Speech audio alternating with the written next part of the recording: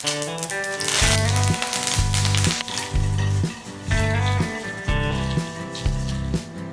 Friends, welcome to Madras சமையல். இன்றைக்கி நம்ம மெட்ராஸ் சமையலில் ஒரு சூப்பரான அதே ரொம்ப சுலபமாக பண்ணக்கூடிய சிக்கன் ஃப்ரை எப்படி பண்ணுறதுன்னு பார்க்கலாம். இது கிட்டத்தட்ட நம்ம ரோட் சைட்லலாம் சாப்பிடுவோம்ல, அதே மாதிரி இருக்கும். இது பண்ணுறதுக்கு ஃபஸ்ட்டு நம்ம இஞ்சி பூண்டு பேஸ்ட் தயார் பண்ணணும். அதுக்கு ஒரு மிக்ஸி ஜாரில் 5லேருந்து 6 பல் போல் பூண்டு, ஒரு பெரிய துண்டு இஞ்சி கொஞ்சம் அதிகமாக இருக்கணும். கூடவே 1/2 டீஸ்பூன் மிளகு எல்லாத்தையும் சேர்த்துட்டு ஃபஸ்ட்டு இந்த மாதிரி அரைச்சி எடுத்து வச்சுக்கோங்க. அரைச்சாச்சு. எப்போவுமே நான்வெஜ் பண்ணுறப்போ ஃப்ரெஷ்ஷாக இஞ்சி பூண்டு அரைச்சிக்கோங்க. அதோட வாசனையும் டேஸ்ட்டும் இன்னும் சூப்பராக இருக்கும். அடுத்தது நம்ம சிக்கனை மேரினேட் பண்ணிடலாம். அதுக்கு நான் இன்றைக்கி 1/2 கிலோ எலும்போடு இருக்கிற சிக்கன் துண்டுகள் தான் எடுத்திருக்கேன். அது ஆனால் கொஞ்சம் சின்ன சின்ன பீஸாக கட் பண்ணி வச்சுருக்கேன். ரொம்ப பெருசு இல்லாமல் இந்த மாதிரி சின்னதாக கட் பண்ணும்போது நல்லா கிறிஸ்பியாக வரும். அதுக்காக 1/2 கிலோ எலும்போடு இருக்கிற சிக்கன் துண்டுகள் எடுத்திருக்கேன். கூடவே மசாலாக்கு கொஞ்சமாக மஞ்சள் தூள், 1 டீஸ்பூன் கரம் மசாலா, 1 டீஸ்பூன் மல்லித்தூள், அப்புறமா காரத்துக்கு ஏற்ப மிளகாய்த்தூள். நம்ம காஷ்மீரி மிளகாய்த்தூள் பயன்படுத்துகிறோம் அப்படின்னா 1 டேபிள் ஸ்பூன் சேர்த்துக்கோங்க. சாதாரண மிளகாய்த்தூள்னால் 1.5லேருந்து 2 டீஸ்பூன் போதும். கூடவே பாதி எலுமிச்சை பழத்தோட சாறு,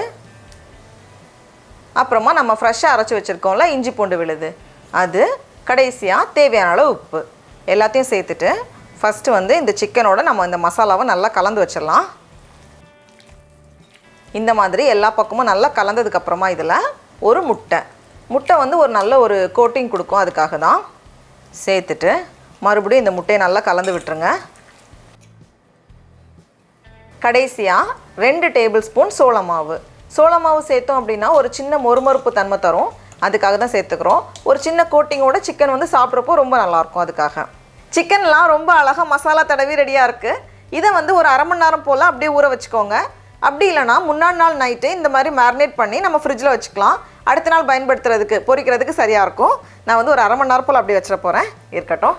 இப்போது நம்ம சிக்கனை பொரிக்கலாம். நிறைய எண்ணெய் சேர்த்து சிக்கனை பொரிக்கணும் அப்படின்னு அவசியம் இல்லை. நான் கொஞ்சம் எண்ணெய் சேர்த்து ஷாலோ ஃப்ரை தான் பண்ண போகிறேன். ஷாலோ ஃப்ரை பண்ணும்போது முக்கியமாக கவனிக்க வேண்டிய விஷயம், கீழே ஓரளவுக்கு செட் ஆனதுக்கப்புறமா தான் நம்ம திருப்பணும்.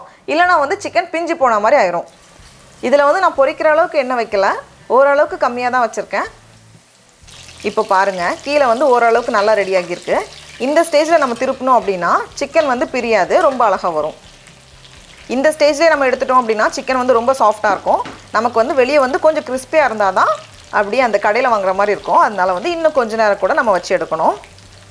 இப்போ பாருங்கள், ஓரளவுக்கு எல்லாமே நல்லாவே நமக்கு தெரியுது, அழகாக பொரிஞ்சு வந்திருக்கு.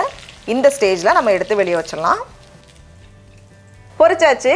இந்த ஸ்டேஜில் நம்மளோட சிக்கனை நல்லா கவனமாக கவனிச்சிக்கணும். ஏன்னா பொரிச்சதுமே பாதி காணாமல் போயிடும். அடுத்தது நம்ம தாளிக்கணும். நீங்கள் சமையலுக்கு தேங்காய் எண்ணெய் பயன்படுத்துவீங்க அப்படின்னா கொஞ்சமாக தேங்காய் எண்ணெயில் தாளிச்சிக்கோங்க. அதோட டேஸ்ட்டும் ஃப்ளேவரும் இன்னும் சூப்பராக இருக்கும். அப்படி இல்லைனா நம்ம எப்போவுமே தாளிப்போம்ல, அந்த எண்ணெயை நம்ம பயன்படுத்திக்கலாம். தாளிக்கிறதுக்கு ஒரு பேனில் 1லேருந்து 2 டேபிள் ஸ்பூன் போல் எண்ணெயை சூடு பண்ணிக்கோங்க. எண்ணெய் சூடானதும் இதில் கொஞ்சமாக கடுகு, 3 காஞ்ச மிளகாய், அதோட விதைகள் எடுத்துட்டேன். இல்லைனா இன்னும் கொஞ்சம் காரமாக தெரியும் அதுக்காக. அப்புறமா நிறைய கருவேப்பிலை இலை, இதுதான் ரொம்ப முக்கியமானது, நல்லா வாசனை கொடுக்கும். சேர்த்துட்டு நல்லா ஒரு வாட்டி கலந்ததுக்கப்புறமா நம்ம பொரிச்சு வச்சுருக்க சிக்கன் அப்படியே உள்ளே சேர்த்துட்டு இதை லைட்டாக நம்ம புரட்டிட்டு ஸ்டவ் ஆஃப் பண்ணிடலாம். அவ்வளோதான்.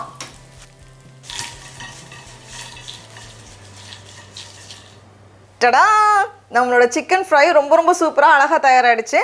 அதை தாளிக்கும் போது அவ்வளோ வாசனையாக இருக்கும். இப்போ நம்ம டேஸ்ட் பண்ணி பார்க்கலாம். ரொம்ப சூப்பராக இருக்குது. ஒரு பிளேட் சாப்பிட்டாலும் பத்தாது. நீங்களும் கண்டிப்பாக இந்த ரெசிபியை வீட்டில் செஞ்சு பாருங்கள். உங்களுக்கு இந்த வீடியோ பிடிச்சிருந்துச்சுன்னா மெட்ராஸ் சமையலுக்கு சப்ஸ்கிரைப் பண்ணுங்கள். நாவின் சுவை எறும்புகள் மலரட்டும்.